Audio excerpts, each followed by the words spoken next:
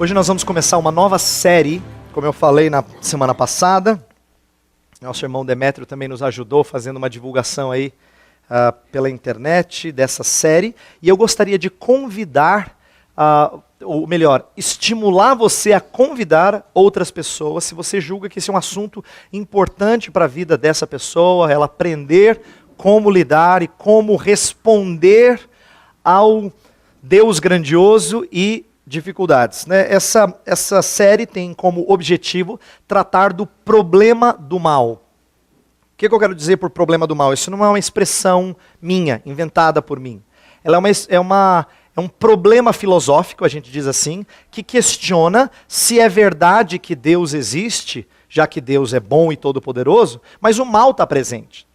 Se Deus é bom, por que Ele não elimina o mal? Se Ele pode, por que Ele não elimina o mal? E às vezes o problema não é nem a questão da existência. Às vezes é o problema de como é que a gente entende o porquê da coisa. Eu até creio que Deus existe, mas por que tem que ser assim? Né? E essas lutas, todos nós temos em graus diferentes. Uns mais, outros menos, mas todos nós lutamos em algum momento. Principalmente quando a gente está no meio da tempestade. E Abacuque é um livro precioso para nos ajudar a entender isso. Eu acho que Deus falou com Abacuque de forma bastante esclarecedora. Então, eu espero que no decorrer das próximas semanas, a gente tire algumas lições importantes para entender por que certas coisas acontecem conosco, ou qual a nossa reação quando certas coisas ruins acontecem conosco, tá bom? Isso vai ser o foco da nossa próxima série. Então eu quero ler o texto com você, e depois nós fazer algumas aplicações. Vamos ler juntos. Pega sua ordem de culto e vamos ler Abacuque capítulo 1, verso 1 a 11. Leamos. Advertência revelada ao profeta Abacuque. Até quando, Senhor, clamarei por socorro sem que tu ouças? Até quando gritarei a ti violência sem que tragas salvação? Por que me fazes ver a injustiça e contemplar a maldade? A destruição e a violência estão diante de mim. Há luta e conflito por todo lado. Por isso a lei se enfraquece e a justiça nunca prevalece. Os ímpios prejudicam os justos e assim a justiça é pervertida. Olhem as nações e contemplem-nas. Fiquem atônitos e pasmem, pois nos dias de vocês farei algo em que não creriam se lhes fosse contado. Estou trazendo os babilônios, nação cruel e impetuosa, que marcha por toda a extensão da terra, para apoderar-se de moradias que não lhe pertencem. É uma nação apavorante, que cria a sua própria justiça e promove a sua própria honra. Seus cavalos são mais velozes que os leopardos, mais ferozes que os lobos no crepúsculo. Sua cavalaria vem de longe. Seus cavalos vêm a galope, vêm voando como ave de rapina, que mergulha para devorar. Todos vêm prontos para a violência. Suas hordas avançam como o vento do deserto, e fazendo tantos prisioneiros como a areia do mar. Menosprezam os reis e zombam dos governantes. Riem de todas as cidades fortificadas, pois constroem rampas de terra e por elas as conquistam. Depois passam como vento e prosseguem, homens carregados de culpa e que têm por Deus a sua própria força. Ok.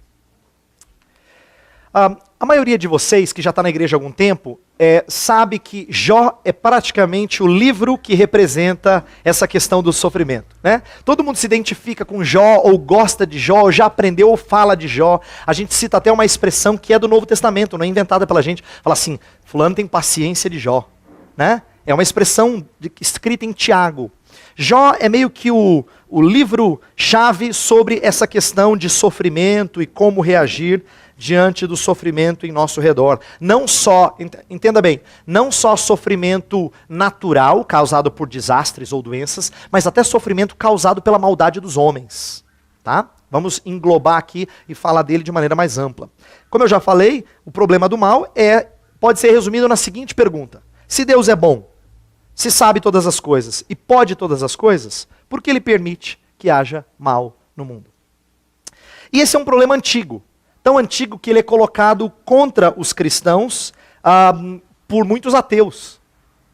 Se você é um cristão há algum tempo, certamente você já ouviu de alguém que não ama a Deus esse tipo de argumento. Você crê nesse Deus da Bíblia aí, que dizem que é bom, que pode tudo? Como é que você explica tanta maldade? Como é que você explica tanta gente passando fome, tanta doença, aquela maldade que aconteceu essa semana lá no jornal, viu o que fizeram com fulano, com aquela criança? Quer dizer, sempre o ataque é o mesmo. E a gente não pode negar que esse é um problema difícil. E difícil de fazer alguém que não ama o Senhor Deus entender. Tá?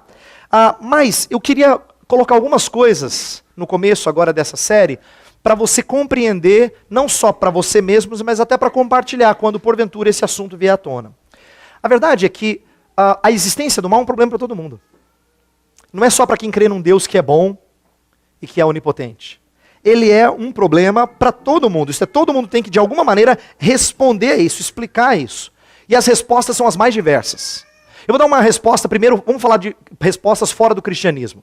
As religiões que são, a gente chama monistas, que entendem que tudo se confunde em Deus. Por exemplo, budismo ou hinduísmo. O budismo é mais comum no nosso meio pelo interesse que as pessoas têm pelo oriental, vamos dizer assim. E quem é budista normalmente fala que sofrimento ou mal é uma ilusão. A palavra usada é maya. Você já deve ter ouvido isso, porque até em televisão já se falou do mal ou do sofrimento como sendo maya. O problema de você tratar de sofrimento como sendo ilusão é que, na verdade, você não se identifica com o próximo. Você não reconhece a realidade do sofrimento. Você diz que é ilusório, não é real.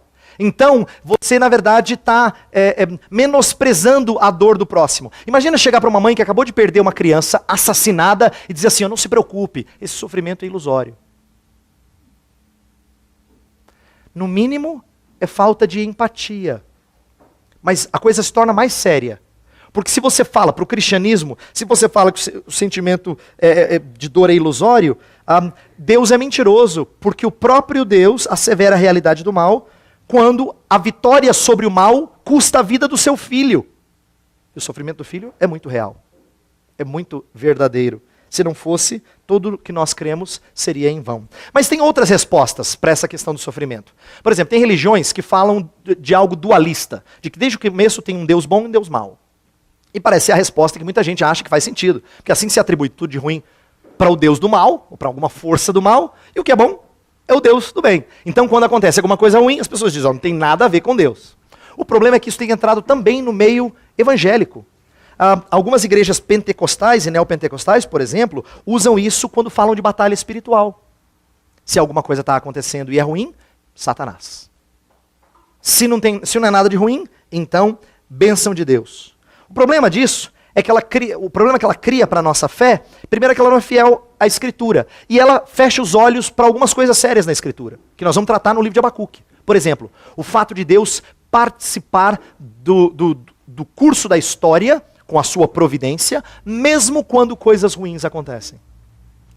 Nós vamos ver aqui que Deus não se furta, Deus não se esconde de dizer assim, não, está tudo dentro do meu plano, está tudo dentro da minha história. Então, quem pensa assim, evangélicos que pensam assim, eles se esquecem dessa parte da Escritura. Outra coisa também, acabam atribuindo a Satanás poder quase igual ao de Jesus Cristo. Tem gente que tem a impressão de que batalha espiritual é o Deus do bem e o Deus do mal, ou Jesus e Satanás como se degladiando, né? Espada, e o negócio é feio e tal, e machuca daqui, machuca dali, no final Jesus ganha, mas foi por pouco. Tem gente que tem a impressão que é assim. Você tem que ser fervoroso e ajoelhar e fazer para dar uma força para Jesus. Então, supostamente cristãos que atribuem um valor e uma força tão grande ao inimigo que fazem ele quase parecido com o Criador. Quando, na verdade, usando uma frase de Martinho Lutero, que é muito famosa, até o diabo é diabo de Deus. Até o diabo é diabo de Deus. Para dizer que todas as coisas estão debaixo dele. Mas vamos falar aqui do nosso meio, daquilo que a gente está mais acostumado. Mesmo no meio evangélico, de igrejas um pouquinho mais centradas na Bíblia, esse é um problema difícil e as respostas são as mais variadas. Como é que a gente fala dessa questão do sofrimento, Deus sendo bom, poderoso e tal? Uns são simplistas, tem gente que tem resposta na lata, uma frase e acha que resolve o problema. Né? Mas ser simplista não necessariamente resolve ou ajuda alguém que está passando por sofrimento, está lutando. Você não tem fórmula mágica, chega e diz uma frase e pronto. Resolve o problema de quem está no meio do sofrimento. Tem resposta que é meio confusa, tem gente que não sabe explicar algumas coisas. Muitos de nós ouvimos as respostas mais variadas e para muitos isso não nos satisfaz. Tem algumas coisas que a gente pode aprender da Escritura em meio a essa inquietude. Por exemplo, Jó não é um livro que responde esse problema. Engraçado, a gente gosta de Jó, mas Jó não responde esse problema. Porque, olha que curioso, quando Jó levanta uma série de questionamentos para Deus, Deus não dá respostas. Deus reage com perguntas. Se você for ler as palavras de Deus no finalzinho do livro de Jó, Deus só faz pergunta. Do tipo assim, Jó, onde é que você estava quando eu criei o mundo? Onde é que você estava quando eu armei tudo isso aqui? Por acaso você estava lá quando eu fiz isso, quando eu fiz aquilo? Deus mostra a grandeza de Deus, mas ele não responde, ele faz pergunta. E, no entanto, a gente entende que Deus deve respostas, não devia respostas a Jó. Abacuque é semelhante a Jó em querer saber o porquê uma nação mais má do que a outra pode prosperar. Por quê? Porque Jó, ele na verdade argumentava, não que ele não podia sofrer, mas Senhor, por que alguém injusto como eu está sofrendo tanto assim? E Abacuque vai ter uma reclamação parecida no texto que a gente leu. Por que uma nação mais justa sofre com a mais injusta? Nós vamos falar disso, na verdade, num domingo mais para frente, mas o livro de Abacuque lida com isso. Só que Abacuque difere um pouquinho de Jó, porque Abacuque tem algumas respostas e ele não defende a sua nação incondicionalmente, como Jó vai se defender, né? Mas de certa forma a gente aprende de outros livros. Tem um outro salmo que eu vou citar algumas vezes também nos sermões aqui, que é o Salmo 73. Salmo 73 se resume basicamente assim. Um homem de Deus fala assim, como Deus é bom para com Israel, mas quase que eu escorreguei. Porque eu comecei a olhar para a prosperidade dos ímpios e eu perguntei para mim assim, de que vale ser crente? É basicamente isso que trata o Salmo 73. A gente vai mencioná-lo em partes no decorrer dessa série. Abacuque, então, é o livro que eu escolhi por ser menor e porque eu acho que ele traz algumas lições importantes. Então, o que eu quero que você tenha, eu vou pedir paciência sua, é que nem tudo se responde de uma vez só. E não é através dessa série que a gente também tira todas as dúvidas. Mas que você aguarde, que você venha, porque a gente vai tratar de partes diferentes do livro e como isso ajuda a gente a ter uma figura mais ampla, um entendimento mais amplo do nosso Deus grandioso e da presença de mal. Abacuque é um profeta interessante, ele é diferente dos outros. Porque ele é um profeta que não fala para o povo a palavra de Deus. O livro inteiro é o profeta e Deus. O profeta chega para Deus e fala, Senhor, aí Deus responde. Aí fala, mas Senhor, aí Deus responde. O tempo todo assim. Não tem nenhum momento que a gente percebe que o profeta está falando para o povo, reunindo o povo e fala assim, eis a palavra do Senhor. Assim diz o Senhor, não. Então ele é um profeta um pouco diferente por causa do diálogo. E eu acho que isso é muito bom, porque a gente se identifica com isso. Francamente, nem sempre a gente tem coragem de abrir a boca diante dos nossos irmãos, amigos, família, conhecidos, sobre tudo que está aqui dentro. Às vezes a gente tem vontade de chegar diante de Deus e falar assim, Senhor! E como é um diálogo, a gente aprende, entende, se identifica com a maneira como Abacuque se apresenta diante de Deus e Deus fala com ele. Então eu quero que a gente aprenda com esse diálogo. E eu já quero preparar vocês para um fardo, uma mensagem que vai ser um fardo. A tradução que nós lemos fala advertência revelada ao profeta Abacuque. A melhor tradução dessa palavra, do hebraico, é um peso, um fardo, sentença. Deus vai falar assim, ó, prepare-se. E Abacuque está escrevendo, fardo revelado ao profeta Abacuque.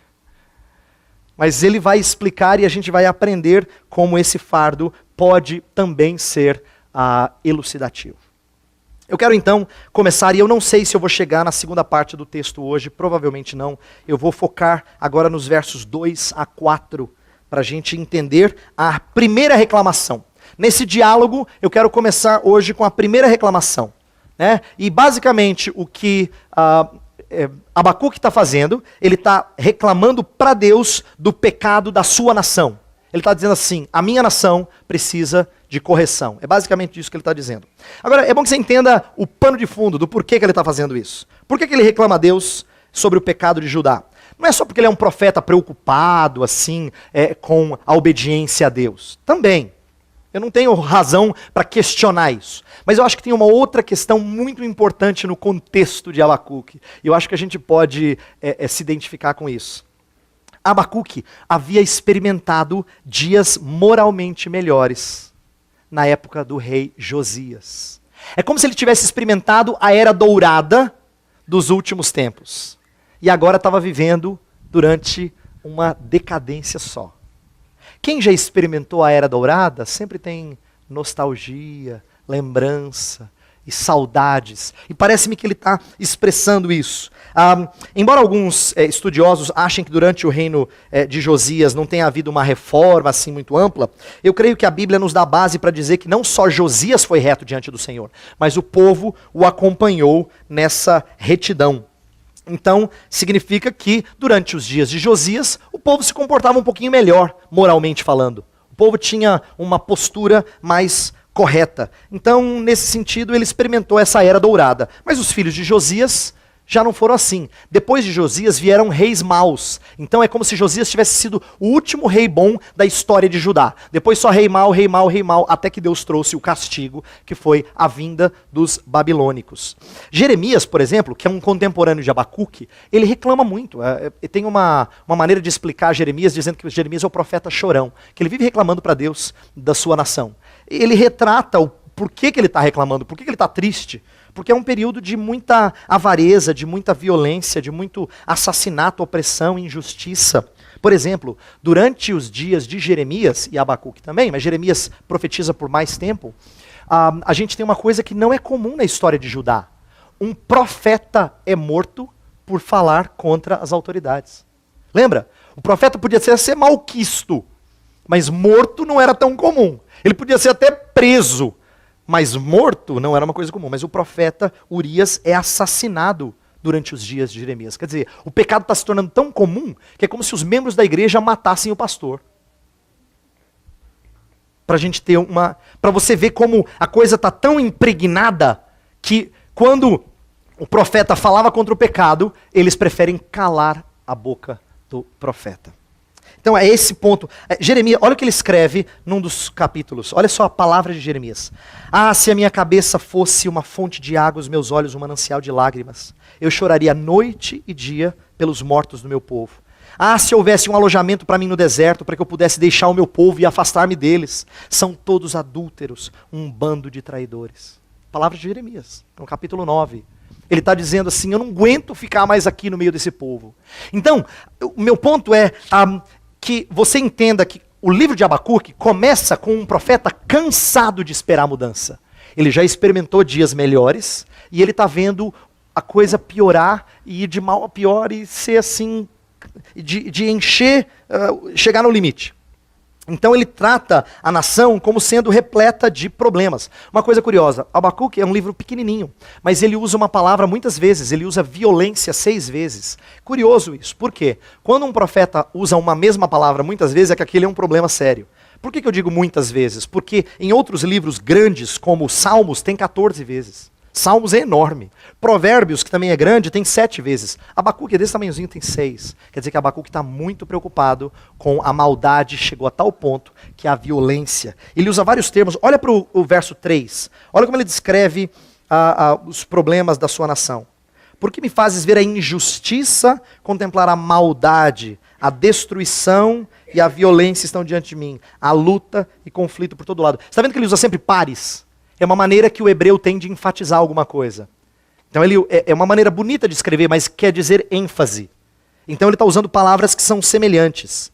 Ele fala injustiça, maldade, destruição, violência, luta, conflito. Quando um hebreu queria enfatizar alguma coisa, ele muitas vezes repetia de outra forma. Então, Abacuque está frustrado. A lei não era executada, o verso 4 fala que a justiça era pervertida. Não havia prática da justiça. Então, por que eu estou pintando esse cenário? Porque eu quero que você entenda o verso-chave da nossa mensagem hoje é o verso 2. O verso 2 é a sua oração. Olha só. Até quando, Senhor, clamarei por socorro sem que tu ouças? Até quando gritarei a ti violência sem que traga salvação. A sua súplica, seus rogos são que Deus traga castigo sobre essa violência, sobre essa maldade, já que a sua nação está tão distante de Deus. Agora, eu quero chamar a atenção dessa expressão, até quando? Inclusive eu intitulei a mensagem com essa expressão, até quando? Ela é uma expressão mais comum na Bíblia do que às vezes a gente imagina. Ela aparece várias vezes nos Salmos. Eu tenho aqui registro de Salmo 6, Salmo 13, 35, 74, 79, 80, 89, 90, 94. Cada um desses salmos tem um verso que fala assim, Senhor, até quando? Então, ele é repetido várias vezes. Aparentemente, ele está reclamando da inatividade de Deus. Deus, por que o Senhor está parado? Por que o Senhor não está fazendo nada? E há estudiosos que enxergam o profeta começando errado, como se ele estivesse censurando a Deus. Entretanto, eu quero que a nossa ênfase hoje seja em entender que o profeta está atribulado sim, mas que ele não está necessariamente ou prioritariamente reclamando de Deus, mas ele está reclamando para Deus.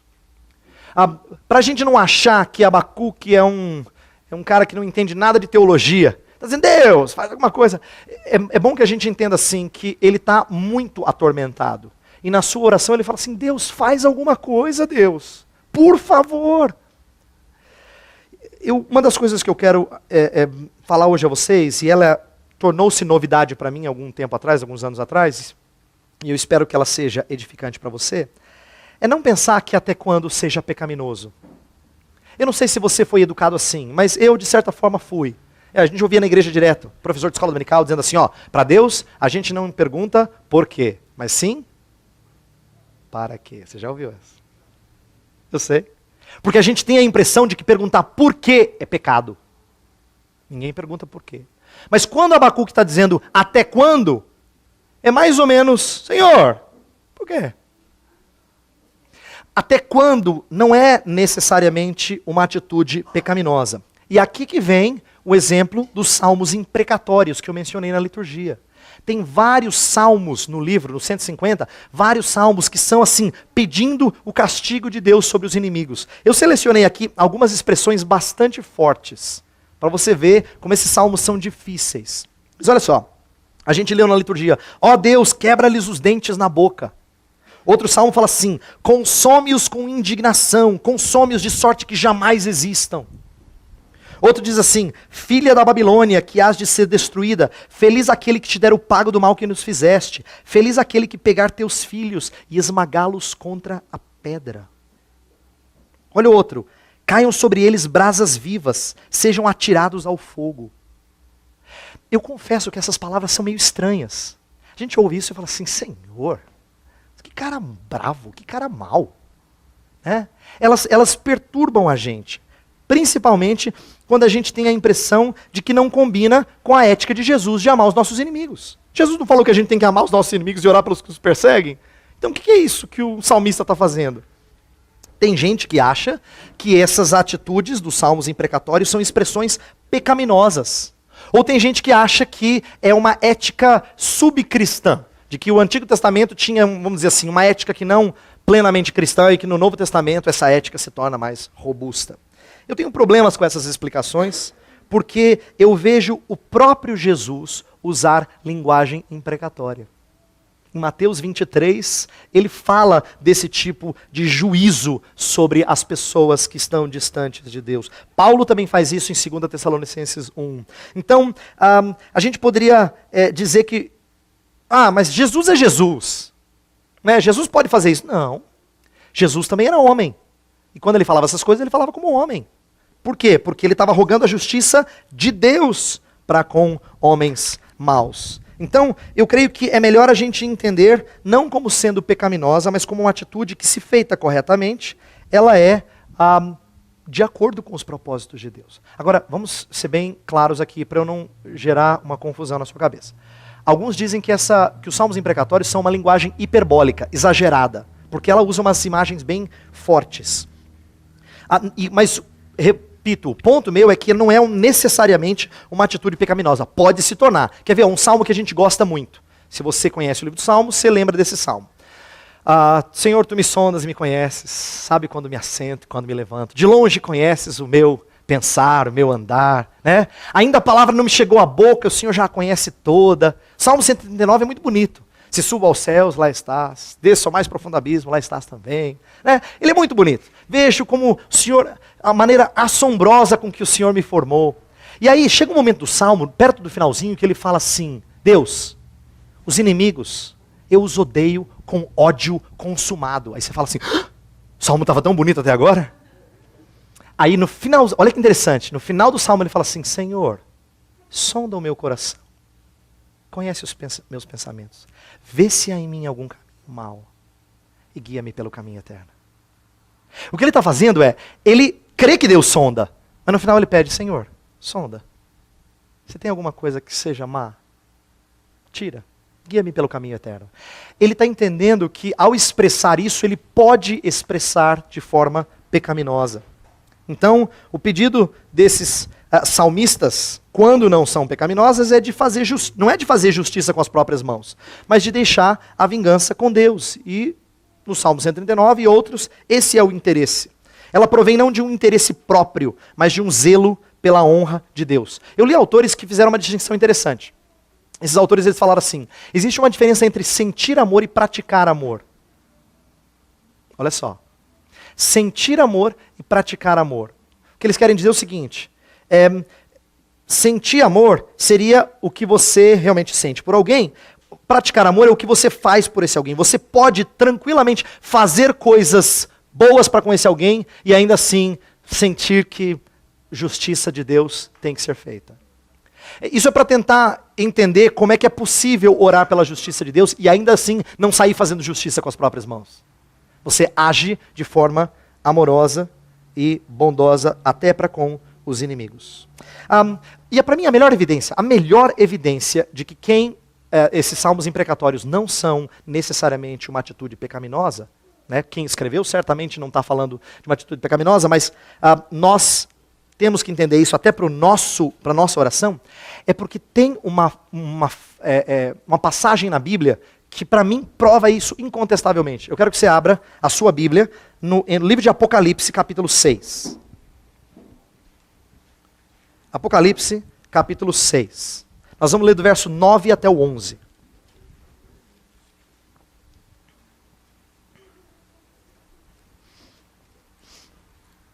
Apocalipse 6, de 9 a 11. Ouça a leitura que eu vou fazer desse texto.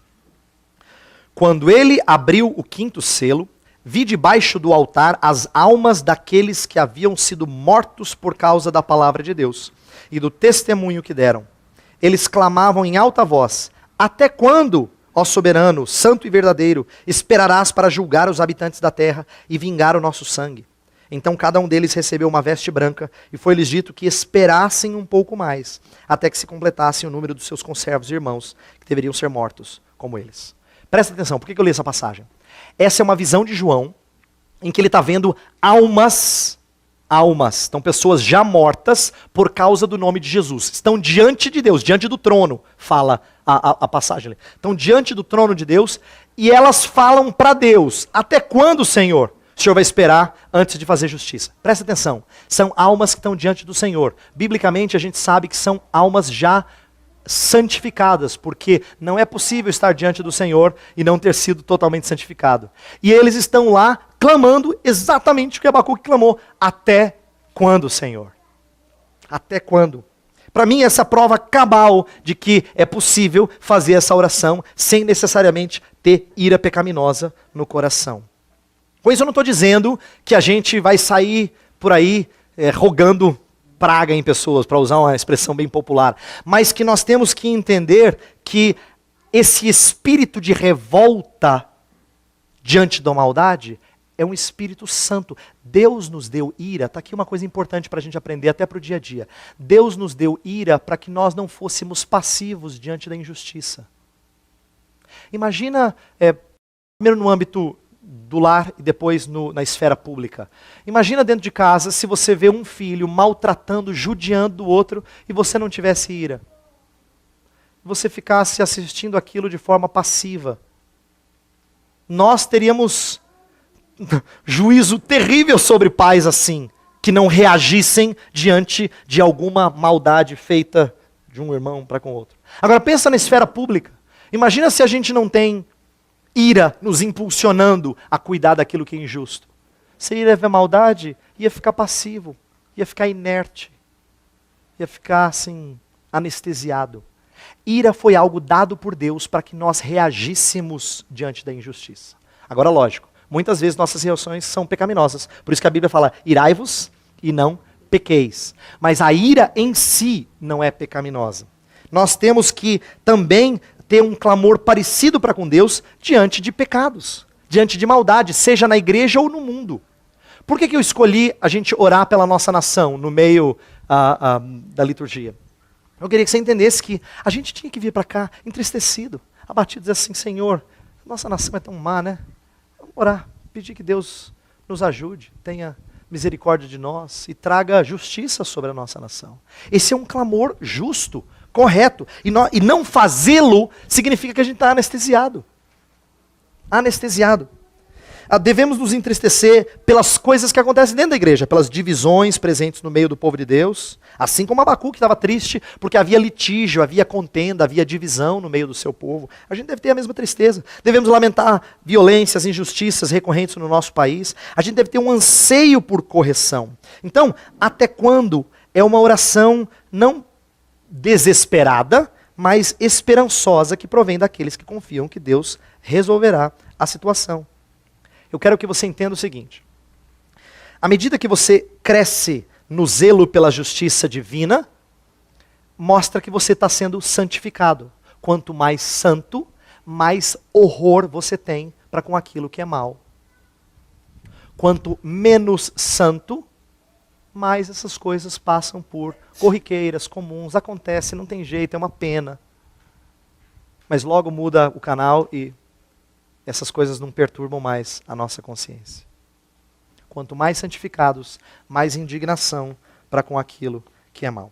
Agora eu queria fazer algumas aplicações antes de eu terminar. Por quê? Eu quero que você e eu tenhamos o anseio por justiça, mas não da maneira como o mundo manifesta esse anseio por justiça. Sabe por quê?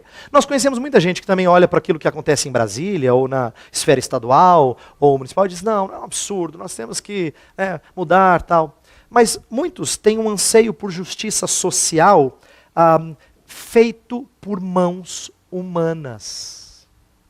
E o nosso anseio tem que ser diferente.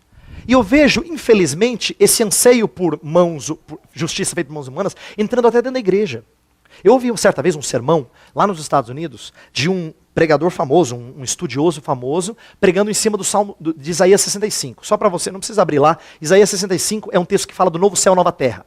Que vai haver um novo céu e nova terra, onde haverá justiça e onde não haverá desigualdade e tal. E ele pregou num texto muito bonito, dizendo basicamente que Deus colocou a igreja nesse mundo para que a igreja fizesse esse novo céu e nova terra. Um sermão pregado em igreja evangélica. Como se nós fôssemos os agentes de transformar essa terra em céu. Sabe que tem gente que tem essa motivação e prega e fala e trabalha achando que depende de nós, não é? Achando que realmente está conosco, está nas nossas mãos fazer isso. O ponto que eu quero trazer é o seguinte: Deus é o único realizador dessa justiça, dessa transformação social. Não significa que nós não temos uma participação na sociedade. Mas eu quero que você entenda que a participação nossa é semelhante ao do sal. Por que a analogia do sal é usada por Jesus? Porque o sal, ele retarda o apodrecimento da carne. Ele não congela para todo sempre. Ele retarda. A presença do sal em tempos em que não havia refrigerador, geladeira, você salgava a carne para que ela durasse mais tempo. Quando o crente age na sociedade de forma a causar impacto com integridade, ele retarda, por assim dizer, o apodrecimento daquela sociedade. Mas ele não transforma. Nós somos sal que retarda, não medicina que cura. Eu quero que você entenda isso para que fique bem claro que você precisa sempre olhar para o Senhor e falar assim, Senhor, tem misericórdia. Senhor, tem misericórdia da nossa nação. Por mais que eu faça, por mais que eu trabalhe na prefeitura, por mais que eu faça parte desse projeto social, eu não consigo minimizar tudo. Eu acho que o nosso engajamento tem que ser de entender nossa missão, por outro lado, de compreender que o Senhor é quem faz essas coisas. O Senhor é quem exerce domínio sobre tudo e irá restaurar tudo. Então eu quero defender aqui, eu vou fechar meu sermão hoje, não vou entrar na segunda parte do texto para não delongar, de que Abacuque está certo nessa primeira reação. E eu queria que você aprendesse com isso. Que você tivesse anseio pela oração que Jesus nos ensinou. Senhor, venha o teu reino. Seja feita a tua vontade, assim na terra, como ela é feita nos céus. Senhor, vem, porque até que o Senhor chegue aqui não vai estar bom. Pode estar mais ou menos. Mas bom não vai estar. Sabe o que eu acho fantástico dessa visão? Presta atenção. Crentes que conhecem a palavra são engajados na prática do bem, mas não são utópicos. Nós não ansiamos por um céu na terra feito por mãos humanas. Nós não somos utópicos achando que tudo isso aqui vai ficar maravilhoso por obras e forças das nossas mãos. Se você conversar com qualquer pessoa na área de humanas, de ciências sociais, políticas, sociologia, antropologia nas universidades por aí, o anseio deles é que nós sejamos os produtores dessa terra perfeita. Nós não somos utópicos. Mas isso não faz com que a gente fique assim. O começo da nossa reação é chegar para o Senhor e dizer assim, Senhor, até quando, Senhor? Até quando vai continuar assim? Eu queria que você aprendesse isso e usasse isso como sendo um recurso justo, correto. Inclusive, se você acha que o seu coração está de repente pecando, você fala assim, Senhor, sonda o meu coração, vê se há em mim algum caminho mau. Mas eu acho que não pode ser assim. Até quando, Senhor? Faz justiça. Não só em relação à nossa nação, em relação à nossa igreja. Quando você olhar coisas aqui que não estão corretas, você fala assim, Senhor, até quando? Ore pela igreja de Cristo Jesus. Ore pela igreja de Cristo Jesus. Não só aqui, mas espalhada por esse Brasil, por esse planeta. Senhor, até quando, Senhor? Até quando? Eu espero que isso nos desperte a termos uma primeira reação correta diante do mal. Agora eu já termino dizendo o seguinte. Nós veremos algumas reações mais complicadas por parte de Abacuque quando Deus falar com ele.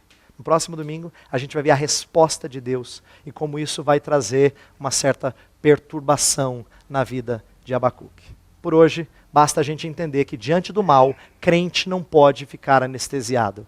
Ele tem que se indignar e rogar ao Senhor que faça justiça. Vamos orar.